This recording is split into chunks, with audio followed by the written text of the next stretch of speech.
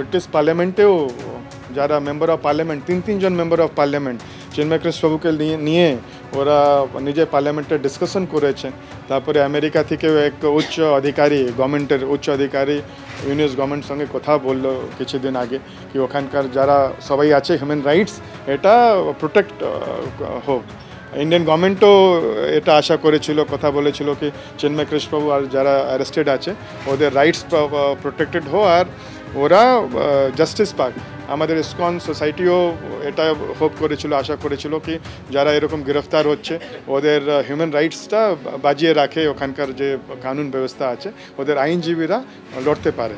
বাংলাদেশে এই মুহূর্তে যা কন্ডিশন চলছে প্রত্যেক দিনই সংখ্যালঘুদের উপর আক্রমণ হচ্ছে, এর আগে আমরা দেখেছি আইনজীবীদেরকেও আক্রমণ করা হয়েছে ধারাবাহিকভাবে। তো কোথাও না কোথাও আজকে এই যে নিম্ন আদালতের যে এই যে নির্দেশ, এটা কোথাও না কোথাও সেই সংখ্যালঘুদের উপর আক্রমণের যে বিষয়গুলো হয়ে এসেছিল বা আইনজীবীদের যে একটা চাপ ছিল এটা কোনোভাবে প্রভাবিত করেছে লোয়ার কোর্টের আজকের এই জাজমেন্ট?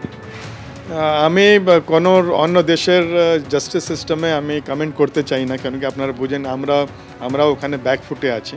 আমরা আশা করি কি একটা হয় কি জাস্টিস দেওয়া আর একটা এটাও দেখতে হবে কি এর সবাইকে এটা প্রতীত হতে হবে কি জাস্টিসটা ডেলিভার হচ্ছে। জাস্টিসটা ডেলিভার প্রতীত হওয়ার জন্যেও আমাদের দেখতে হবে কি আইনজীবী যারা ওনার হয়ে কেস লড়তে যাচ্ছে যে কোর্টে ওরা সুস্থভাবে নির্ভীকভাবে ওরা দাঁড়িয়ে কথা বলতে পারে। আর যখন কথা বলে কোর্টে যখন বাড়িতে ফিরে যায় নিজের চেম্বারেতে থাকে তখন ওদের বাড়িতেও কেউ হামলা না করে, ভয় দেখানো না হয়। তাহলে তো পরোক্ষভাবে চাপ তৈরি করা হচ্ছে। তো ওটা সেই জন্য এটা আনফর্চুনেট, সেই জন্য পুরো গোটা বিশ্বের নজর বাংলাদেশের উপরে আছে। না, যদি এরকম করে তো ন্যাচারালি আপনি প্রভাবিত হয়ে যাবেন। এখানেই তো সরকারের ভূমিকা নিয়ে একটা প্রশ্ন উঠছে যে অন্তর্বর্তী সরকার তাহলে করছে না কেন? যেখানে বিদেশ সচিব পর্যায়ের একটা মিটিং হলো সেইখানে সেই আলোচনার পরও আইনজীবীদেরকে কথা বলতে দেওয়া হচ্ছে না। আজকেও চরম বিশৃঙ্খল যে হয়েছে তার ভিডিও ভাইরাল হয়েছে। তো এটা তো আনফর্চুনেট। আমরা এটাই আশা করি যে ইন্টারিম গভর্নমেন্ট স্টেপ নেবে আর এরকম না রিপিট হয় হাইকোর্টে, এটাই আমরা আশা করতে পারি। কি করবেন এই মুহূর্তে? আপনারা তো আশা ভঙ্গ হলো অনেকটা।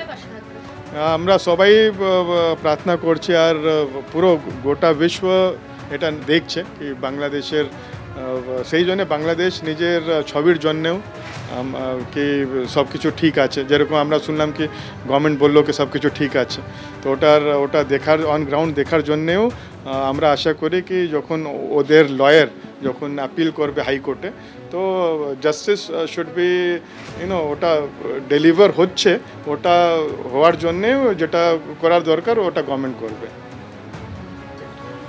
সরাসরি তুমি শুনলে যে রাধারমন বাবু তিনি কিন্তু বলছেন এখনও আশা রাখছেন যে হয়তো জামিন পাবেন, তার কারণ ইতিমধ্যে তার আইনজীবী অপূর্ব ভট্টাচার্য জানিয়েছেন যে তিনি হাইকোর্টে অ্যাপ্লাই করবেন। কিন্তু কোথাও না কোথাও এই যে আজকে জামিন খারিজ হয়ে যাওয়া নিম্ন আদালতের এই বিষয়টা নিয়ে কিন্তু পরিষ্কারভাবে বলছেন যে আইনজীবী দাঁড়াচ্ছেন চিন্ময় কৃষ্ণের হয়ে তাদেরকে মারধর করা হচ্ছে, তাদের উপর প্রভাব খাটানো হচ্ছে। তো কোথাও না কোথাও গিয়ে জাস্টিস সঠিকভাবে ডেলিভার হচ্ছে কিনা এটাও কিন্তু বাংলাদেশ সরকারের দেখা উচিত। স্বাভাবিকভাবে গোটা বিষয়টি নিয়ে যথেষ্ট আশাহত হয়েছেন ইসকন কর্তৃপক্ষ এবং তারা কিন্তু পরবর্তীকালের যে আইনি লড়াই সেটা জারি রাখবেন তেমনটাই কিন্তু তারা বলে যাচ্ছে। জেলবন্দি থাকতে হচ্ছে কিন্তু আপাতত চিন্ময় কৃষ্ণ মহারাজকে এবং এই গোটা ঘটনা যখন থেকে সামনে এসেছে যে তার জামিন আবেদন খারিজ করা হয়েছে এবং যথেষ্ট আশঙ্কার মধ্যে কিন্তু রয়েছে এই মুহূর্তে ইসকন কর্তৃপক্ষ এবং তারা যেটা বলছেন যে নতুন বছরে তারা কিন্তু আশা করেছিলেন যে হয়তো জামিন মঞ্জুর করা হবে, হয়তো শুনানি সঠিকভাবে হবে। তার কারণ যেহেতু বিদেশ সচিব পর্যায়ে মিটিং হয়েছিল এবং বিভিন্ন মহল থেকে তারাও জানতে পারছিলেন যে আইনজীবীরা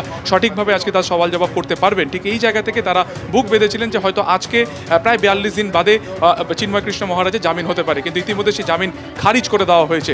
গোটা বিষয়টি নিয়ে কী বলছেন আমরা আরও একবার কথা বলার চেষ্টা করব। আমরা দেখছি ইতিমধ্যে গভর্নমেন্ট, আমরা এটাই আশা করি কি উনি চিন্ময় কৃষ্ণ প্রভু আবারও বলবো 42 দিন পর আজকে জামিন আবেদন খারিজ হয়ে গেল, আশাহত। এটা তো খুব দুঃখের খবর। আমরা এটা আশা করিনি কি, আমরা খুব হোপফুল ছিলাম কি নতুন বছরে উনি জামিন পেয়ে যাবেন। কিন্তু একটা পজিটিভ দিক এটা আছে কি অ্যাটলিস্ট ওনার 10-11 জন লয়ার রিপ্রেজেন্ট করতে পেরেছে। আমরা এটাই আশা করি কি যখন এই মামলাটা ওরা হাইকোর্টে নিয়ে যাবে ওখানেও ওরা সুরক্ষিত বোধ করে এরকম ইন্টারিম গভর্নমেন্ট ব্যবস্থা করবে।